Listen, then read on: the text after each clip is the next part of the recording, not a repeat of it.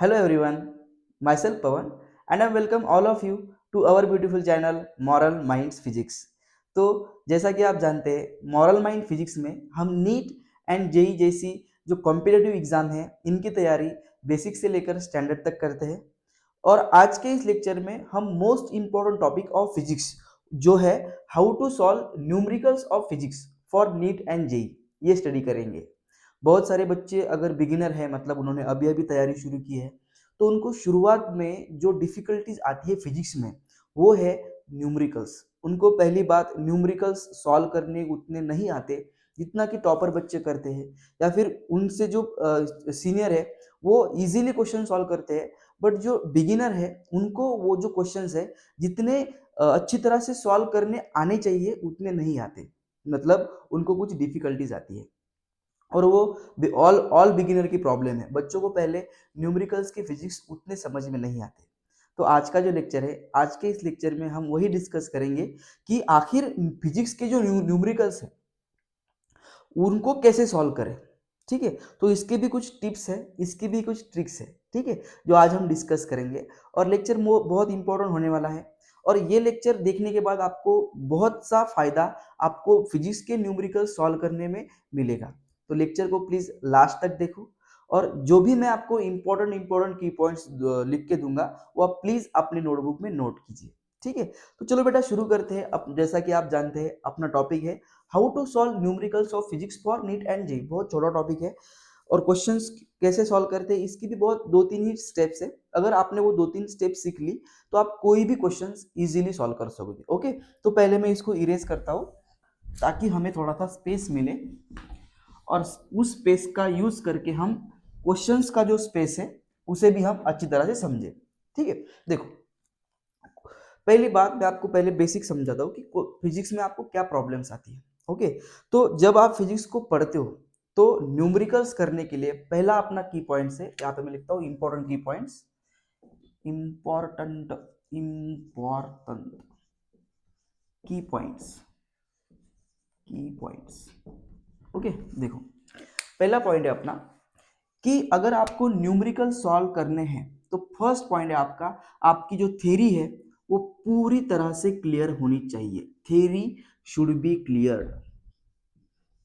Theory should be clear, मतलब उस topic जिस टॉपिक के आप न्यूमेरिकल सॉल्व कर रहे हो उस टॉपिक की जो थ्योरी है जिसमें थ्योरी भी आती है और डेरिवेशन भी आते हैं, थ्योरी प्लस डेरिवेशन। यहाँ पर मैं दूसरा भी पॉइंट लिखता हूँ, derivation should be clear, derivation should be clear. Okay, तो फर्स्ट पॉइंट है अपना थ्योरी एंड डेरिवेशन। जिस टॉपिक के आप न्यूमेरिकल सॉल्व कर रहे हो उस टॉपिक की जो थ्योरी है और उस टॉपिक की जो डेरिवेशन है, ये दो पॉइंट्स आपके पूरी तरह से 101% क्लियर होने चाहिए। अगर आपके वो पॉइंट्स क्लियर नहीं है बेटा तो आप उतनी अच्छी तरह से क्वेश्चन सॉल्व नहीं कर सकोगे। ओके, तो ये हो गया अपना फर्स्ट पॉइंट और ये हो गया अपना सेकंड पॉइंट कि जिस टॉपिक पर आप क्वेश्चन सॉल्व कर रहे हो उस टॉपिक के रिलेटेड जो थ्योरी है और उस टॉपिक की जो रिलेटेड आपका जो डेरिवेशन है वो भी क्लियर होना चाहिए। ठीक है, दूसरा चीज क्या है बेटा, बहुत सारे बच्चे गलती करते हैं, वो क्वेश्चंस को ठीक तरह से नहीं पढ़ते। ठीक है, तो थर्ड पॉइंट में लिखूंगा read numericals carefully, read numericals carefully. अभी मैं इसे आपको डिस्कस करके बताऊंगा। देखो बहुत सारे बच्चे क्या इसमें गलती करते हैं, बहुत सारे बच्चों की ये गलती होती है कि वो क्वेश्चन तो करते हैं बट क्वेश्चन में उनको समझ में इसलिए नहीं आता कि वो क्वेश्चंस को केयरफुली नहीं रीड करते, या फिर न्यूमेरिकल को वो जितना अच्छी तरह से रीड करना चाहिए उतना अच्छी तरह से रीड नहीं करते। तो क्वेश्चन को रीड कैसे करते हैं उसकी भी एक अपने पास टिप्स है। ओके, तो क्या करो बेटा, क्वेश्चंस को कभी एक साथ मत पढ़ो, क्वेश्चंस को पॉइंट्स में तोड़ तोड़ के पढ़ो। मतलब एक लाइन पढ़ ली, मतलब अपने क्वेश्चन में या फॉर एग्जांपल 3 या 4 लाइन है तो पहली लाइन पढ़ो आराम से, उसके बाद दूसरी लाइन पढ़ो, उसके बाद थर्ड लाइन पढ़ो पढ़ो उसके बाद लास्ट लाइन पढ़ो। जितना भी तुम्हारा लेंदी क्वेश्चन है उसको तोड़ तोड़ के पढ़ो, एकदम से मत पढ़ो। ठीक है, तो क्वेश्चंस को कभी भी अगर आप रीड कर रहे हो तो एकदम से पूरा क्वेश्चन हमें नहीं पढ़ना है, हमें क्वेश्चंस को आराम से तोड़ तोड़ के पढ़ना है। मतलब फॉर बिगिनर बता रहा हूँ मैं, जो बच्चे बिगिनर से अभी अभी जिन्होंने क्वेश्चन सॉल्व करना शुरू किया है, उन बच्चों के लिए मैं कह रहा हूँ कि अगर आपको क्वेश्चन रीड करना है तो क्वेश्चंस को केयरफुली रीड करो। और कैसे रीड करो, डायरेक्ट पूरा क्वेश्चन मत देखो, पहले क्वेश्चंस में क्वेश्चन के जो लाइन्स है उनको पहले केयरफुली तोड़ तोड़ के पढ़ो। मतलब फर्स्ट लाइन पढ़ो, उसके बाद सेकंड लाइन पढ़ो, फिर थर्ड लाइन पढ़ो। ऐसे करते करते आपको क्वेश्चंस को पढ़ना है। ओके, क्वेश्चंस में कुछ नहीं होता, ठीक है। क्वेश्चन में सिर्फ आपको अगर क्वेश्चन सॉल्व करने हैं तो आपको सिर्फ 3 स्टेप फॉलो करनी पड़ेगी। ये हो गया अपना फर्स्ट पॉइंट, ये हो गया अपना सेकंड पॉइंट, ये हो गया थर्ड पॉइंट, और 3 स्टेप है, जिसके बाद आप कोई भी क्वेश्चंस इजीली सॉल्व कर सकोगे। आपको क्वेश्चन सॉल्व करने में कोई डिफिकल्टी नहीं आएगी। ओके, देखो क्वेश्चन जब आप पढ़ते हो तो क्वेश्चन में आपको गिवन डेटा दिया होता है। तो यहां पर अपना फोर्थ पॉइंट रहेगा, right given data properly. Given data properly, अब इसका क्या मीनिंग है देखो, हर क्वेश्चन में, फिजिक्स के हर क्वेश्चन में आपको कुछ ना कुछ गिवन दिया होता है। तो जब आप क्वेश्चंस को पढ़ रहे हो बेटा, तो क्वेश्चंस को पढ़ते वक्त जो गिवन डेटा है उस गिवन डेटा को आप लिख के चलो। मतलब आपने पहली लाइन पढ़ी तो उस लाइन में जितना भी आपको गिवन डेटा दिया है उसको उसी क्वेश्चन के नीचे आपको गिवन डेटा लिख के वो आपका गिवन डेटा आपको लिखना पड़ेगा, ठीक है। तो जब भी आप क्वेश्चंस पढ़ते हो तो क्वेश्चन में आपको गिवन डेटा दिया जाता है, और उस वक्त आपको क्वेश्चंस पढ़ते वक्त आपको क्या क्या गिवन है ये सारी चीजें उस क्वेश्चंस के नीचे ही आपको नोट डाउन करनी पड़ेगी। मोस्ट इंपॉर्टेंट चीज है। ओके, दूसरा देखो, दूसरा क्या है, दूसरा है right essential formula. Right essential formula, तो गिवन डेटा लिखने के बाद आपको जो है उस टॉपिक में जो फॉर्मूला यूज होगा, जो इसेंशियल फॉर्मूला यूज होगा, उस फॉर्मूला को आपको उस गिवन डेटा के नीचे आपको लिखना पड़ेगा, ठीक है। फर्स्ट क्या है, आपकी थ्योरी प्लस डेरिवेशन, ये दो चीजें क्लियर होनी चाहिए। सेकंड क्या है, आपको न्यूमेरिकल्स को केयरफुली रीड करना है। कैसे रीड करते हैं मैंने अभी अभी आपको बताया। और नेक्स्ट क्या है कि जो गिवन डेटा है वो आपको प्रॉपरली राइट करना पड़ेगा। और लास्ट सेकंड क्या है, सेकंड लास्ट क्या है कि ये जो इसेंशियल फॉर्मूला है वो इसेंशियल फॉर्मूला आपको नोट डाउन करना पड़ेगा। उसके बिहाफ पर आप कोई भी क्वेश्चन सॉल्व कर सकते हो। और last but not least, most important step है अपनी, या फिर मोस्ट इंपॉर्टेंट पॉइंट है अपना, राइट या फिर solve solve the question carefully. अभी इसको मैं डिस्कस करूंगा। Okay, solve the questions carefully. अभी ये थोड़ा सा अटपटा पॉइंट दिख रहा होगा आपको, बट डिस्कस करने के बाद आपका क्लियर हो जाएगा। देखो, सॉल्व द क्वेश्चन केयरफुली का मतलब क्या मालूम है क्या, जब आपने फॉर्मूला लिखा तो फॉर्मूला में जो भी गिवन चीजें हैं, तो गिवन चीजें जो है जितनी भी अपने पास है वो आपको फॉर्मूला में दी गई हो, वो सभी चीजें आपको फॉर्मूला में दिखेगी। आपको उन चीजों को, उन पॉइंट्स को या फिर उन फिजिकल क्वांटिटीज को आपको फॉर्मूला में पुट करना पड़ेगा। और जब आप उसको फॉर्मूला में पुट करोगे तो फॉर्मूला फॉर्मूला में पुट करने के बाद आपका क्वेश्चन अभी रेडी है। और क्वेश्चन अभी रेडी है मतलब क्या, आपको उसको केयरफुली सॉल्व करना है। और केयरफुली सॉल्व करना मतलब क्या, आपको कैलकुलेशन में कोई भी गड़बड़ नहीं करनी है। आपको उसको इजी तरीके से और स्मार्ट तरीके से कैलकुलेट करना पड़ेगा। बस यही चीजें होती है जो आपको क्वेश्चन सॉल्व करने में हेल्प करती है। क्या क्या चीजें होती है, पहली चीज है कि जो टॉपिक पर आप क्वेश्चन सॉल्व कर रहे हो उस टॉपिक के रिलेटेड आपकी थ्योरी और डेरिवेशन, ये दो चीजें क्लियर होनी चाहिए। उसके बाद अगर आप न्यूमेरिकल्स देख रहे हो तो उसको केयरफुली रीड करो, स्टेप बाय स्टेप रीड करो फॉर बिगिनर। उसके बाद क्या, जो आपको गिवन डेटा है उसको प्रॉपरली लिखो। नेक्स्ट क्या है, जो इसेंशियल फॉर्मूलाज है उनको आप लिखो। मतलब जो आपने डेटा लिखा, अभी आपको फॉर्मूला कौन सा यूज करना पड़ेगा ये आपको डेरिवेशन से समझ में आएगा। तब आप उसको उस फॉर्मूला को राइट करोगे, ठीक है। और जब आप उस फॉर्मूला को राइट करोगे तो जो आपका गिवन डेटा है, गिवन डेटा में जितनी भी चीजें हैं उन सब चीजों को क्या करना बेटा, आप उसमें पुट करो। ओके, जब आप उसको उसमें पुट करोगे तब आप कोई भी क्वेश्चन इजीली सॉल्व कर सकते हो, ठीक है। अभी मैं आपको एक बिटर ट्रूथ बताने वाला हूँ बिहाइंड द न्यूमेरिकल्स, ठीक है, कि मोस्ट बच्चे न्यूमेरिकल्स में क्यों थोड़े उतने सक्सेसफुल नहीं होते। आई होप तुमने ये पॉइंट लिखे होंगे, एक बार पॉज करके आप इसको नोट कर सकते हो। ओके, अभी एक बिटर ट्रूथ है, बच्चे क्यों इतने मतलब फ्रस्ट्रेट होते हैं क्वेश्चन सॉल्व करते वक्त, उनको उतने क्वेश्चंस क्यों नहीं जमते फिजिक्स के। जमते हैं तो या फिर हार्ड लेवल के क्यों नहीं आते, ग्राफ के भी क्वेश्चन होते हैं, ग्राफ के भी क्वेश्चन बहुत सारे बच्चों को नहीं आते। ठीक है, तो उसके पीछे का मैं आपको एक जो है क्या कह सकते हैं हम उसे, एक स्टेप बताता हूँ। ओके, देखो बेटा, जब तुम टेंथ में थे, मैं बिगिनर्स की बात कर रहा हूँ, जब आप टेंथ में थे तब आपको मैथ नाम का सब्जेक्ट था। ओके, तो मैथ नाम के जो सब्जेक्ट है, उस सब्जेक्ट में बहुत सारे बच्चों को थोड़ा बहुत फियर रहता है, मतलब उतना नहीं रहता, बट कुछ बच्चे होते हैं जिनको फियर रहता है।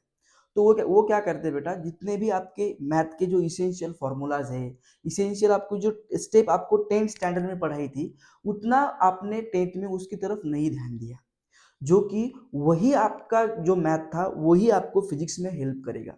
फिजिक्स में जो मैथ होता है वो बेसिकली टेंथ का मैथ उसमें बहुत यूज होता है, बहुत।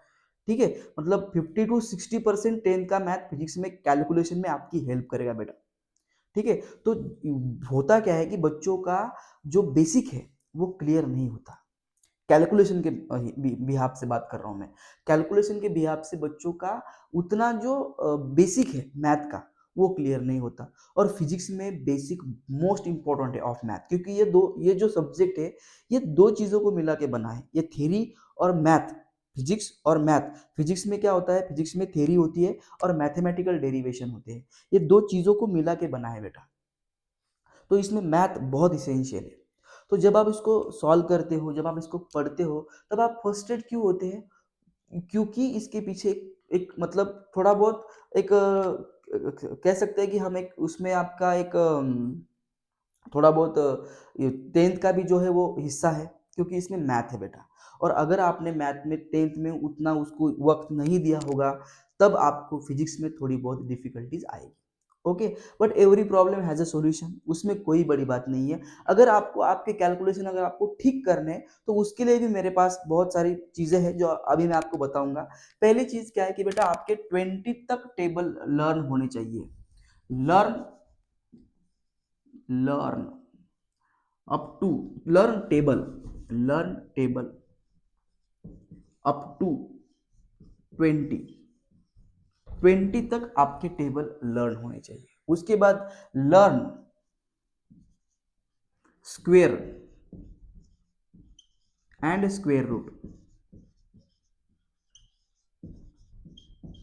Up to 20।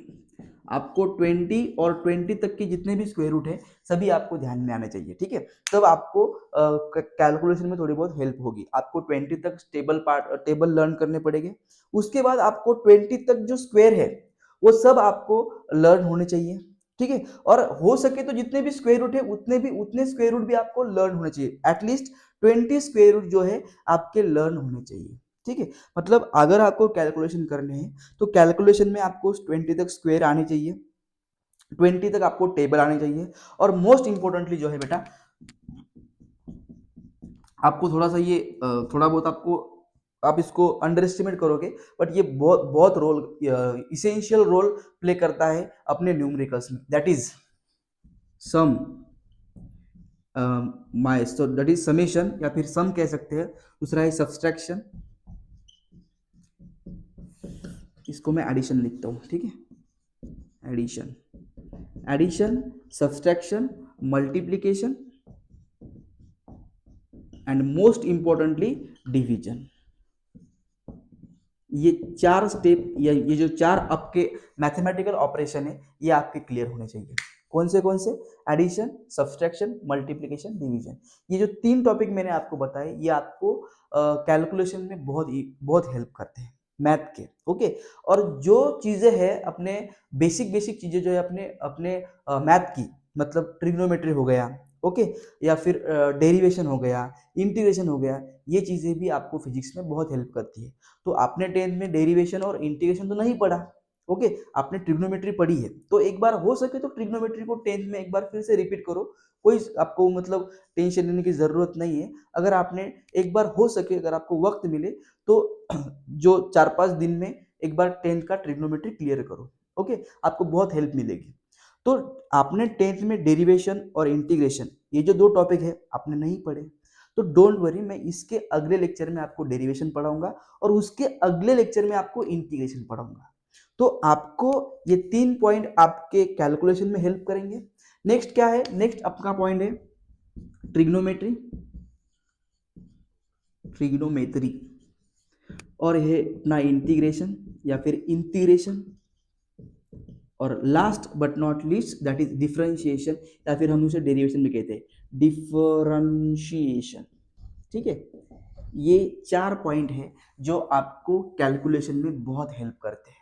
ठीक है, तो आपको 20 तक टेबल लर्न करने ये आप कर सकते हो, आपको 20 तक स्क्वायर भी लर्न करने ये भी आप कर सकते हो, आपको एडिशन, सब्सट्रैक्शन, मल्टीप्लिकेशन, डिवीजन इसकी भी प्रैक्टिस करनी पड़ेगी, और ऐसी प्रैक्टिस करनी पड़ेगी कि आप कोई भी मल्टीप्लिकेशन, कोई भी डिवीजन इजीली कर सकोगे। बेसिकली जो है वो अपना जो डेसिमल का मल्टीप्लिकेशन और डेसिमल का जो डिवीजन होता है वो इसमें बहुत यूज होता है बेटा। तो आपको डेसिमल का डिवीजन और डेसिमल का जो मल्टीप्लिकेशन है वो भी आना चाहिए। ओके, और मोस्ट इंपॉर्टेंटली क्या है अपना इंटीग्रेशन, डिफरेंशिएशन। आप ट्रिग्नोमेट्री को एक बार जो 10th का बुक है उसमें आपको जो ट्रिग्नोमेट्री दिखेगी उसको अगर आप पढ़ोगे तो आपका ट्रिग्नोमेट्री क्लियर हो जाएगा। ठीक है, और अभी आपको देखना है बेटा इंटीग्रेशन और डिफरेंशिएशन, ये 4 पॉइंट जो है वो आपको कैलकुलेशन में हेल्प करेंगे। तो इंटीग्रेशन और डिफरेंशिएशन मैं खुद आपको पढ़ाऊंगा इसके अगले लेक्चर में। ओके, और इसके बाद आपको कोई भी फिजिक्स का न्यूमेरिकल्स, इसमें आपको अगर आप इन स्टेप्स को फॉलो करते हो तो कोई भी आपको डिफिकल्टीज नहीं आएगी। तो मैंने आपको क्या कहा, आपको अगर न्यूमेरिकल सॉल्व करने हैं तो क्या करना पड़ेगा, पहले थ्योरी, डेरिवेशन,